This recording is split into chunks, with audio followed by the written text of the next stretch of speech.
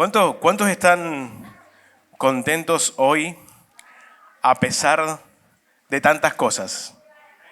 ¿Cuántos hoy se sienten bendecidos a pesar de ver muchas cosas en las redes, a pesar de saber que hay gente que hoy no está pasándola tan bien? Hoy nosotros decimos, bueno, nos sentimos bendecidos. Dios ha hecho un trabajo con nosotros y acá estamos, ¿sí? ¿Saben que durante el mes pasado, como hablaba la pastora, durante el ADN, los que no vinieron al ADN se lo perdieron, no lo pudimos grabar, perdón.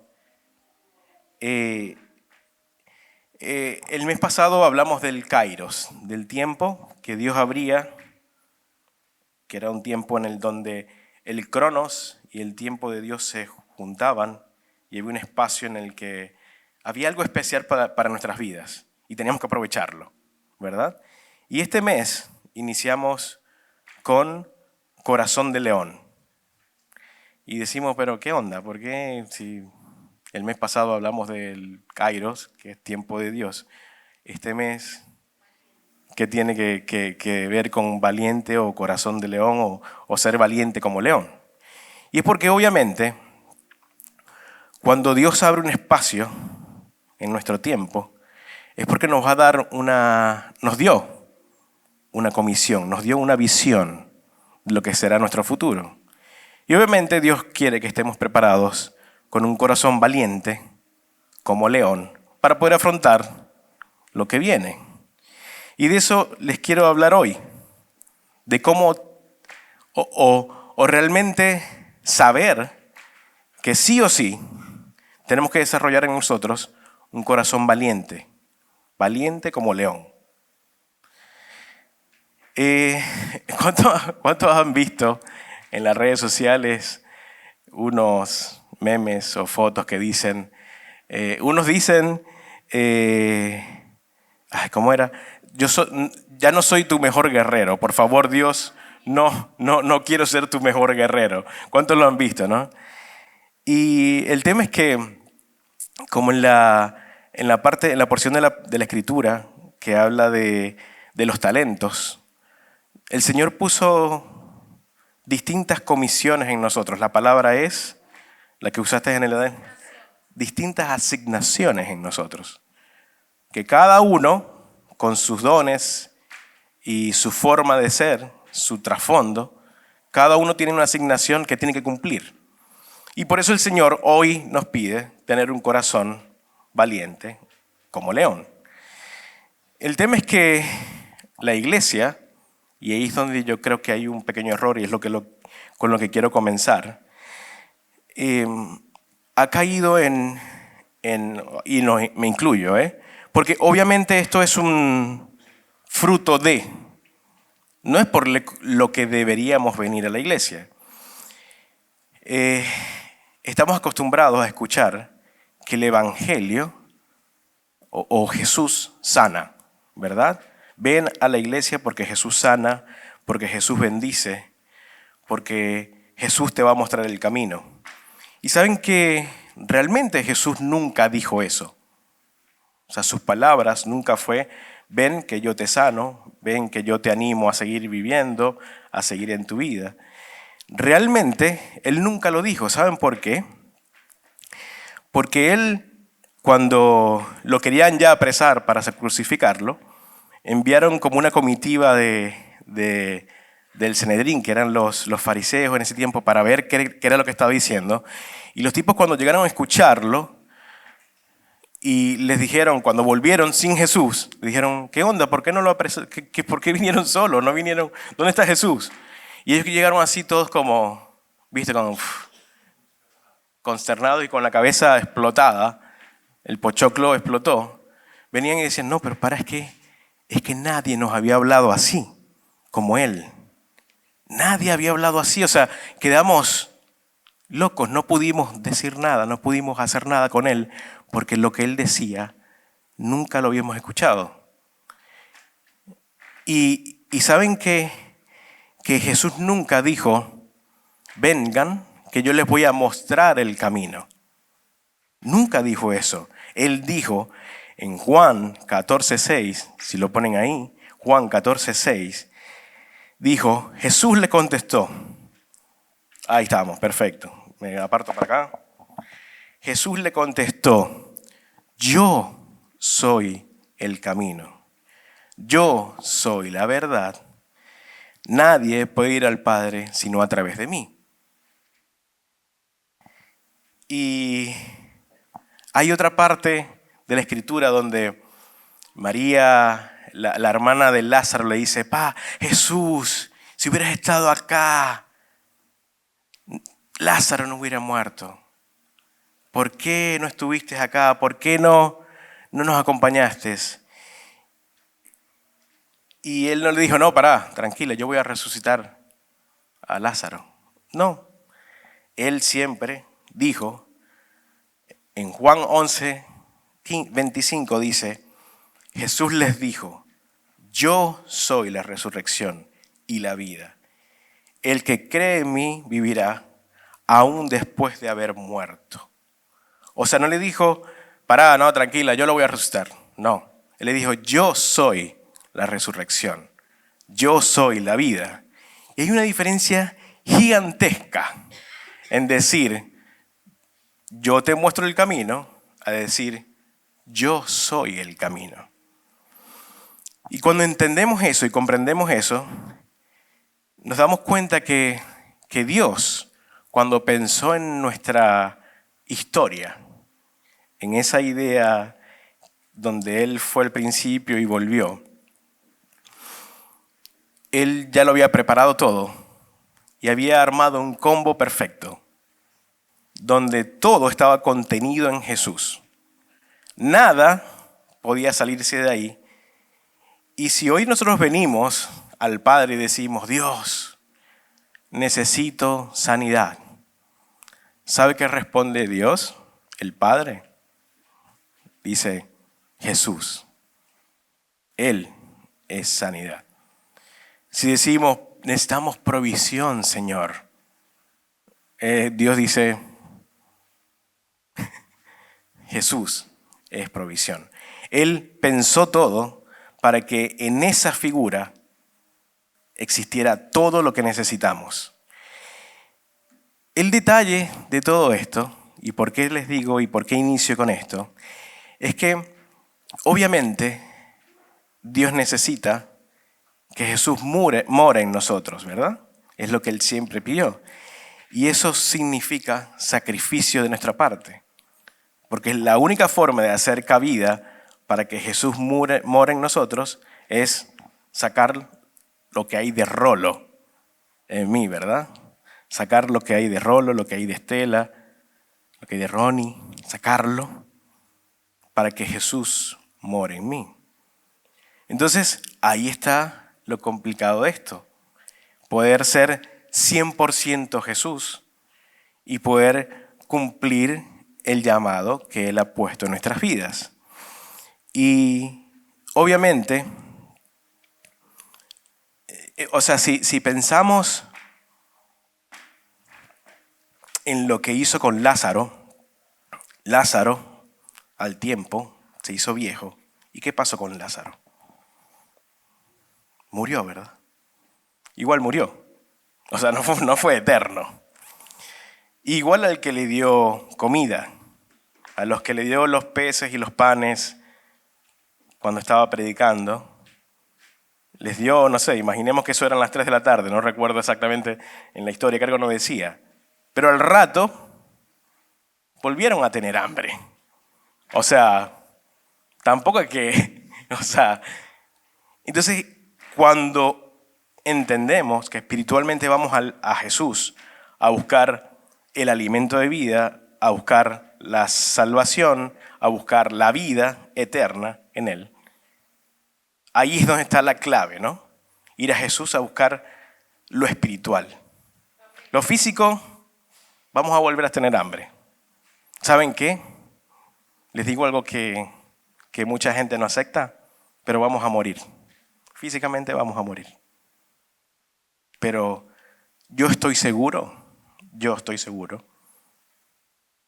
que mi vida que tengo una vida eterna y que mi vida va a seguir en Él. ¿Cuántos se alegran por eso? ¿Sí? Bien, genial, buenísimo.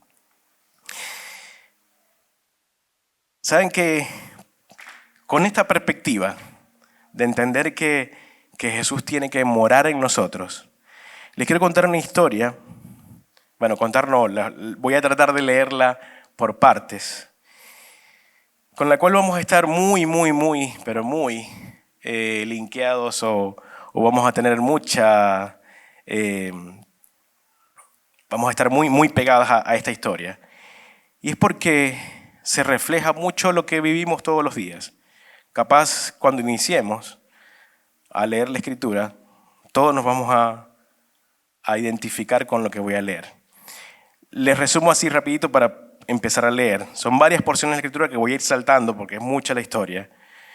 Y es que Pablo, hubo un momento cuando ya estaba, lo querían poner preso, él pasó por muchas manos, muchas personas que lo interrogaron y le preguntaron y así, y fue para allá y fue para acá, no hallaban qué hacer con él porque no encontraban la forma de encarcelarlo. Y una noche Jesús, el Espíritu Santo, se mostró a él y le dio una comisión dentro de ese proceso en el que él estaba. O sea que Dios sabía que eso iba a ocurrir y Dios permitió que a través de eso que él estaba sufriendo y pasando, lo iba a enviar a un lugar. En Hechos 23:11 dice, después de todo el proceso que él estaba encarcelado, estaba ahí esperando que lo llevaran a algún lugar para seguirlo interrogando y seguir viendo qué hacían con él. En Hechos 23:11 dice, a la noche siguiente el Señor se apareció a Pablo y le dijo, ánimo, así como has dado testimonio de mí en Jerusalén, es necesario que lo des también en Roma. En ese momento, Pablo tenía una comisión. En ese proceso en el que él estaba, él no sabía qué iba a pasar, pero Jesús se le apareció y le dijo, compadre, así como habéis dado testimonio en Jerusalén, ahora necesito que lo des en Roma. Y Pablo, ¿y qué onda? ¿Y cómo hago si no, no estoy preso? ¿Cómo hacemos? Pues Dios hizo toda una historia, como siempre Él la hace. Y Pablo empezó a vivir muchas cosas, de las cuales voy a empezar a leer, y todos nos vamos a sentir identificados. En Hechos 27:4, en el capítulo 27 inicia el viaje de Pablo. Dice, Hechos 27:4, desde allí nos hicimos al mar. O sea, los montaron a muchos presos junto a otros guardias y comida y todo, los metieron a un barco y zarparon al mar. Y nos topamos con fuertes vientos de frente que hacían difícil mantener el barco en curso. Así que navegamos hacia el norte de Chipre, entre la isla y el continente. O sea, empezó el viaje y empezó mal. Empezó con tormenta. ¿Cuántos han sentido que empiezan algo y empieza la tormenta? Ahí mismito. Apenas comenzamos, ya comienzan las tormentas. ¿Cuántos? Creo que todos, ¿verdad? Todos. Tuvimos que navegar despacio en el verso 7 por varios días y después de serias dificultades, por fin nos acercamos a Nido, pero teníamos viento en contra, así que cruzamos a la isla de Creta. O sea, empezaron a pasar de isla en isla. Y Pablo tenía la comisión de ir a Roma. Le decía, vamos, Pablo, tenés que ir a Roma. Con corazón de león, tenés que ir a Roma. Yo ahí le estoy sumando esto, ¿no? Pero quiero terminar en esto, ¿no? El corazón de león que se produjo en Pablo para poder llegar a Roma. Después en el 9 dice, habíamos perdido bastante tiempo, el clima se ponía cada vez más peligroso. Para viajar por mar porque el otoño estaba muy avanzado. Después en el 18 dice, el próximo día, como la fuerza del vendaval seguía azotando el barco, pasaron días, la tripulación comenzó a echar cargas a bordo. O sea, imagínense que estaban en medio del mar y ya no hallaban qué hacer con el barco y con la tormenta y empezaron a tirar cosas para afuera para que el barco no se hundiera. Luego, el día siguiente, hasta arrojaron al agua parte del equipo del barco, o sea, cosas, elementos que eran importantes para ese barco, las empezaron a arrojar al mar, para que no se hundiera. La gran tempestad rugió durante muchos días, ocultó el sol y las estrellas, hasta que al final se perdió toda esperanza. ¿Cuántos se han sentido así? ¿Cuántos se han sentido sin esperanza? Yo me he sentido sin esperanza. Que a veces no vemos luz. No vemos ni las estrellas, ni la luna, ni el sol, ni nada. Todos nos hemos sentido así, ¿verdad? Bien. Aquí hay algo, una porción que no sé por qué necesito que la escuchen. La familia que está allá atrás, que tiene que ver con fútbol, ¿verdad? ¿Sí?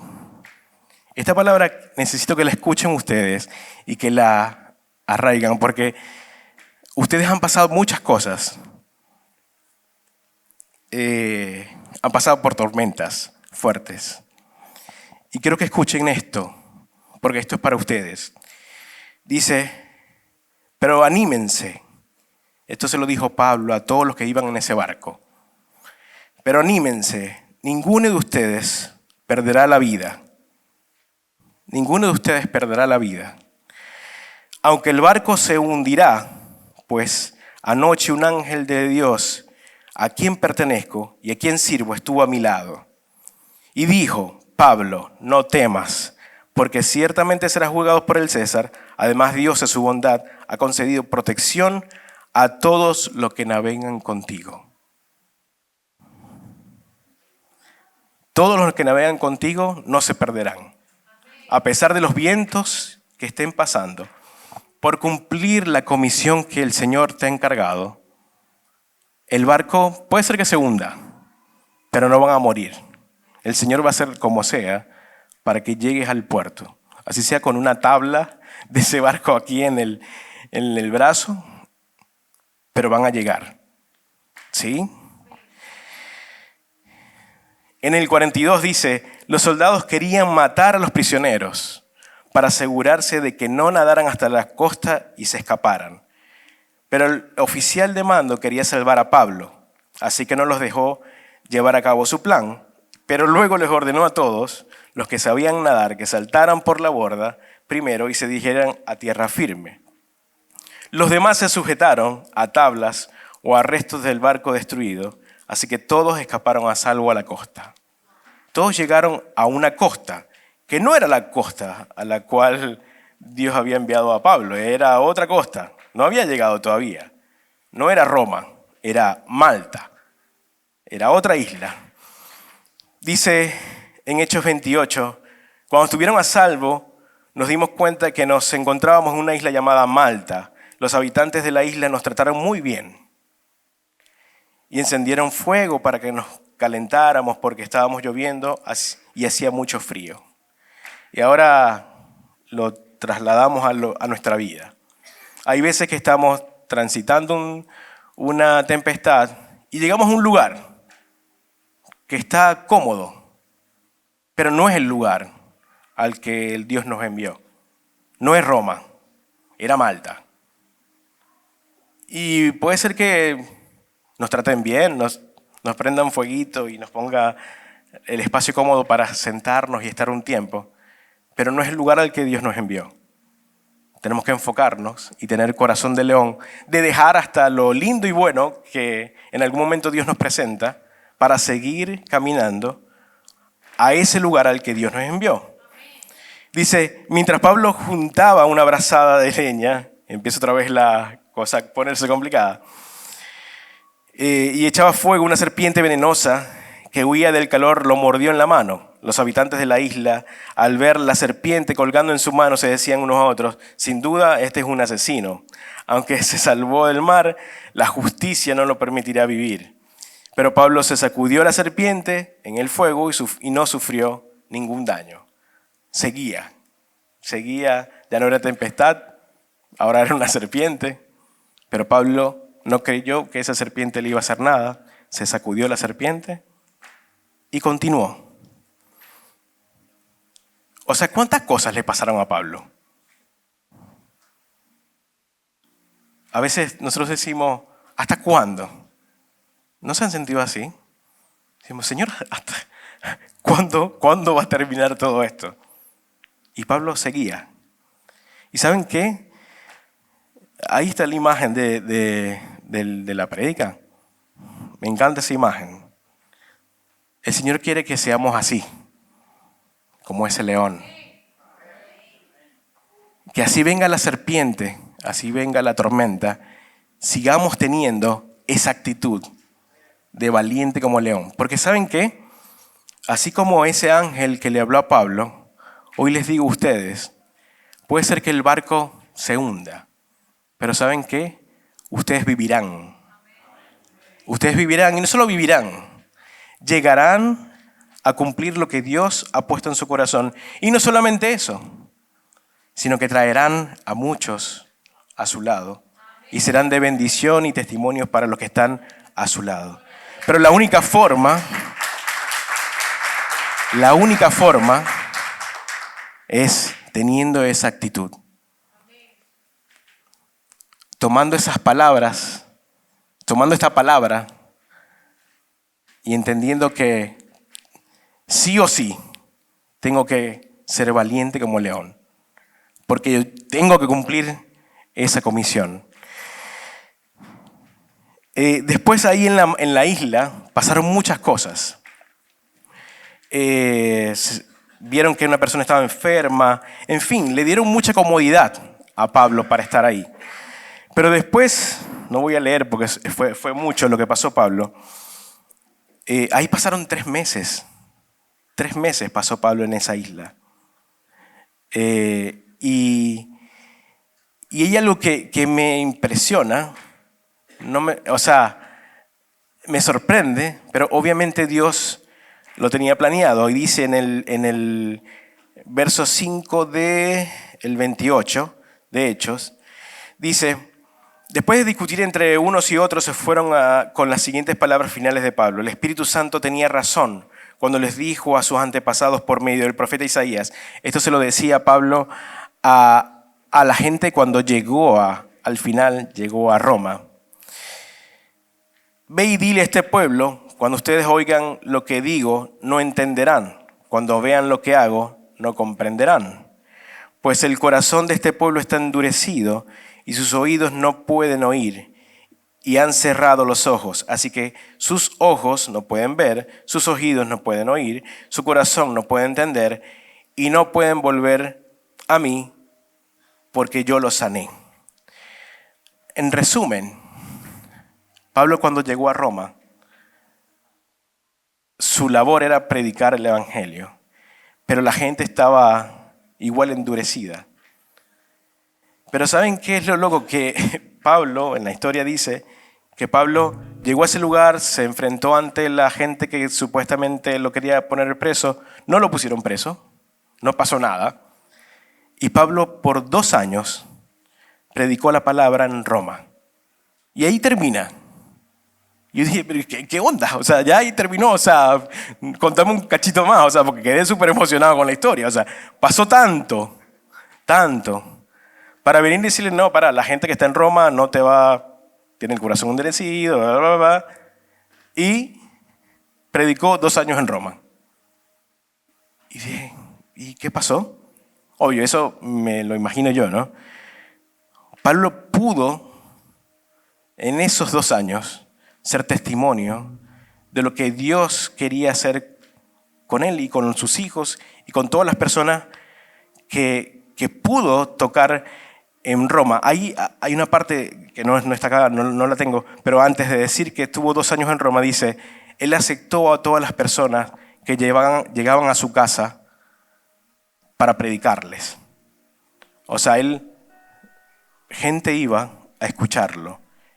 Y obviamente gente pudo transformar su corazón y el Espíritu Santo pudo transformar el corazón de esas personas a través de su predicación y su testimonio. Y cuando entendemos que desde el principio, que les vengo contando, que Jesús tiene que ser el todo en nosotros y menguar el Rolo que hay en mí, la Astrid que hay en Astrid, el Carlitos que hay en Carlitos, hacerse chiquitito y que Jesús se haga grande en nosotros, obviamente vamos a creer lo que Él ha puesto en nuestras vidas.